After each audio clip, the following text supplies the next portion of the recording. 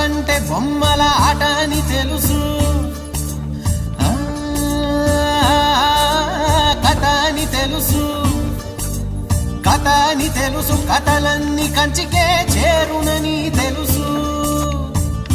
తెలుసు తెర తొలుగుతుందని, తెలుసు తెల్లారుతుందని,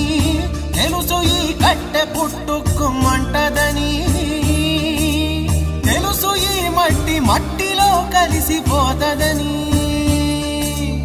ఇన్ని తెలిసి ఇరకాటంలో పడిపోతావు ఎందుకని? మాయా